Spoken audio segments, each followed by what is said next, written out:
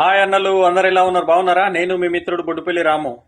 విషయానికి వస్తే అబుదాబిలో pest control కంపెనీలో లైట్ వెహికల్ డ్రైవర్స్ 50 మంది అవసరం ఉన్నది.